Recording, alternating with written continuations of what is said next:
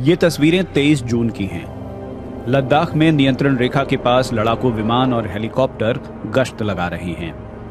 15 जून को भारत और चीन के सैनिकों के बीच हिंसक झड़प के कुछ हफ्ते पहले से ही लद्दाख में नियंत्रण रेखा पर तनाव की खबरें आ रही थीं। भारतीय सैनिकों की मौत की बात सामने आने के बाद तनाव और बढ़ गया। दोनों देशों की सरकारों ने एक दूसरे पर आरोप लगाए, लेकिन शांति बहाल करने की दिशा में काम करने की बात कही है। बावजूद इसके तनाव कम नहीं हो रहा है और देश में बदला लेने की भावना भी उभर रही है। लोग चीनी कंपनियों और सामानों का बहिष्कार करने की बात कर रहे हैं। आशंका सीमा पर और ज्यादा झड़पों या फिर सीमित युद्ध की भी जताई जा रही है। क्या सचमुच भारत युद्ध छेड़ने की तैयारी में है?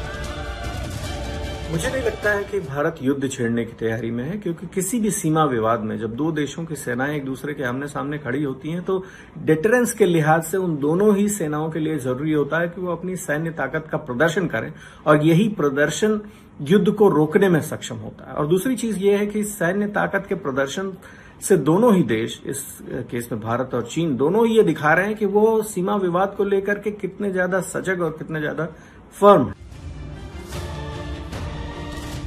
बीते दशकों में चीन ने घरेलू विकास को मजबूत करने के साथ ही अंतर्राष्ट्रीय मंचों पर अपनी मौजूदगी बढ़ाई है।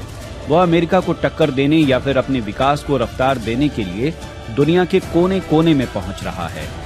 तो ऐसे में भारत के साथ हुए ताजा टकराव पर क्या सोचता है चीन? चीन और भारत के बीच जारी विवाद को लेकर चीन में उतना हल्ला या शोर नहीं है जितना कि भारत में सुनाई पड़ रहा है।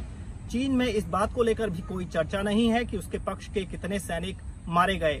उसका तर्क है कि ऐसा करने से तनाव बढ़ सकता है। हालांकि भारत में चीनी उत्पादों के बॉयकॉट को लेकर चीन गंभीर है, लेकिन वह ऐसा मानने से इनकार कर रहा है कि इससे उसे कोई नुकसान हो सकता है। उल्टा उसका तर्क है कि इससे भारत का ही विकास प्रभावित होगा। चीन का कहना है कि उसके विदेशी व्यापार में भारत का अनुपात सिर्फ 2.1% है। सैटेलाइट से ली गई तस्वीरों से पता चल रहा है कि चीन ने नियंत्रण रेखा के पास सैनिकों और हथियारों का भारी जमावड़ा कर लिया है। कोरोना की वजह से चीन पहले से ही अंतर्राष्ट्रीय बिरादरी के निशाने पर है। ऐसे में पहले से ही विवादित रहे इलाकों में तनाव का बढ़ना उसके लिए और परेशानी का कारण बनेगा। तो फिर चीन के सैनिकों के आक्रामक रवैये के पीछे क्या वजह है? मुझे नहीं लगता कि चीन वास्तव में वहां हिंसक झड़प चाहता था। मेरे ख्याल में सोमवार की रात हुई घटना के बगैर ही भारत पर दबाव बनाना चाहता था, क्योंकि इस घटना से चीन के दूसरे हितों को नुकसान पहुंचेगा। ऐसे में निश्चित रूप से हम ये नतीजा नहीं निकाल सकते कि चीन इस विवाद में और ज्यादा हठधर्मी रवैया अपनाएगा। मेरे विचार से इसका मतलब ये है कि चीन को जब लगेगा कि इस विवादित इलाके में संप्रभुता के मसले पर उसे चुनौती दी जाएगी तो कठोरता से उत्तर देगा। दूसरी तरफ भारत को अपनी सामरिक जरूरतों पर ज्यादा ध्यान देना है।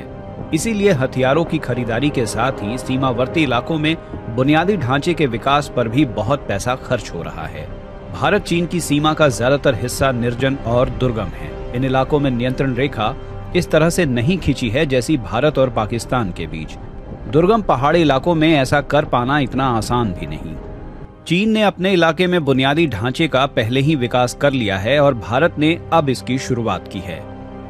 जाहिर है कि जिन इलाकों में भारत के सैनिकों की पहले ज्यादा आमदोरफ्त नहीं थी, वहां चीन की चहलकदमी ज्यादा रही है। अब भारत वहां पहुंच रहा है तो टकराव के मौके भी बन रहे हैं।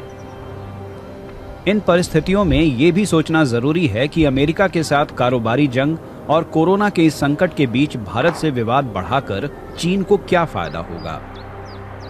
अमेरिका ने भारत चीन के विवादों के बीच खुद को भारत के साथ दिखाने की कोशिश की है। अमेरिकी सरकार की तरफ से आ रहे ताजा बयान इस बात की ओर भी संकेत कर रहे हैं कि भविष्य में अमेरिका अपनी फौजों की तैनाती इस ओर कर सकता है। माना जाता है कि अमेरिका चीन की उभरती ताकत का मुकाबला करने के लिए भारत को उसके सामने खड़ा करना चाहता है। भारत चीन के विवाद में अमेरिका और भारत की दोस्ती बढ़ जाए या अमेरिका की फौज इस इलाके में आए, चीन ये कभी नहीं चाहेगा।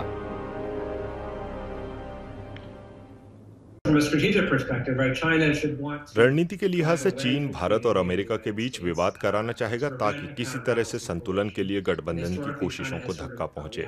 ऐतिहासिक रूप से चीन इस तरह से हरकत करता रहा है और निश्चित रूप से सोमवार की रात हुआ विवाद भारत को ज्यादा तेजी से अमेरिका के करीब ले जाएगा। मेरे ख्याल में चीन ये तो नहीं चाहेगा। सवाल ये है कि जब दोनों देश युद्ध नहीं चाहते तो फिर ये मामला शांत क्यों नहीं हो रहा है? आखिर वो क्या बातें हैं जिनकी वजह से पिछली स्थिति में लौटना संभव नहीं हो पा रहा है?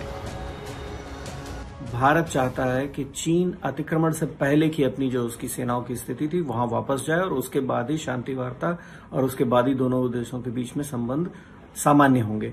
और चीन जिसके सीमा विवादों को अगर आप देखिए तो हमेशा उसने सलामी स्लाइसिंग, टुकड़े टुकड़े करके सीमा पर अतिक्रमण करके अपने कब्जे में करने की पॉलिसी इस बार भी चलाने की कोशिश की। मुझे लगता है कि इस बार भारत का रवैया इतना सख्त है कि चीन इसमें सफल नहीं होगा और इसीलिए दोनों देशों के बीच में फिलहाल कोई शांति व्यवस्था नहीं बन पाई।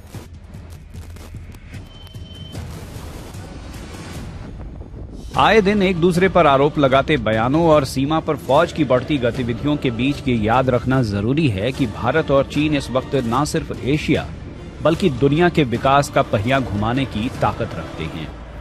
मौके का फायदा उठाने के लिए जरूरी है कि सैनिक छावनियों में रहें और लोग अपने घरों में। भारत चीन उकसावे से दूर रहकर और एक दूसरे के बीच भरोसा कायम करने वाले कदम उठाकर शायद ये आसानी से कर सकते हैं।